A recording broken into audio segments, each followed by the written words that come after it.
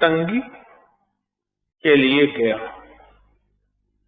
پر میں جب فجر کے لیے نکلا کر خیال کیا کر، فجر غور سے سمجھیے کہ یہ بات، فجر بخت برکت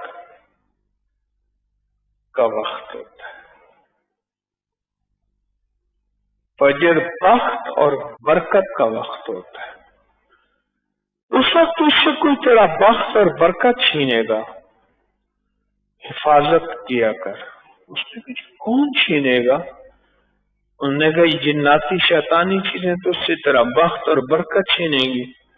تو کہا اس کا حل، کہا گھر سے مسجد تک آیت الکرسی پڑھتا جایا کر، 4 دفعہ آیت الکرسی پڑھ لے، اور ایک واقعہ ہے، تعداد نہیں ہے، بس آیت الکرسی پڑھتا جایا کر۔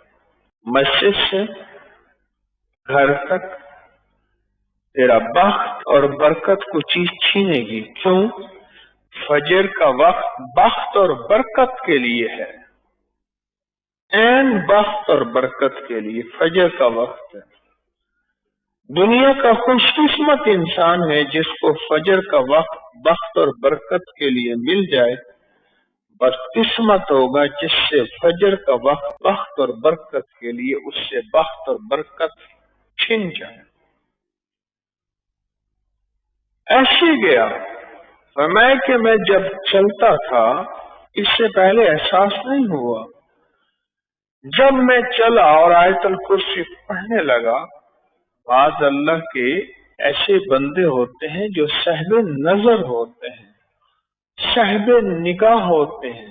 کہا کہ مجھے محسوس ہوا کہ میرے ارد گرد کچھ لوگ ہیں، چل رہے ہیں، مڑ کے دیکھتا ہوں تو کچھ نہیں ہیں، اور بعض اوقات مجھے ایک احساس یہ بھی ہوتا تھا کچھ چیزیں ہیں مجھ سے کچھ چھیننا چاہتی ہیں پر چھین نہیں پاتے۔ یہ فجر کا وقت ہے۔ آیت الکرسی کی عظمت، آیت الکرسی کی طاقت، آیت الکرسی کا کمال اس بخت کو اور برکت کو بچاتا ہے، بخت کو اور برکت کو بچاتا ہے۔ اور آیت الکرسی کی طاقت اور کمال ایسے انہونے واقعات سے بچاتا ہے خود انسان کو پتہ ہی نہیں ہوتا، اور اس سے بلائیں ٹل جاتی ہیں، اور اس سے آفتیں دور ہو جاتی ہیں، اور اس سے مصیبتیں دور ہو جاتی ہیں، انسان کو پتہ ہی نہیں ہوتا، انسان کے گمان اور خیال میں نہیں ہوتا۔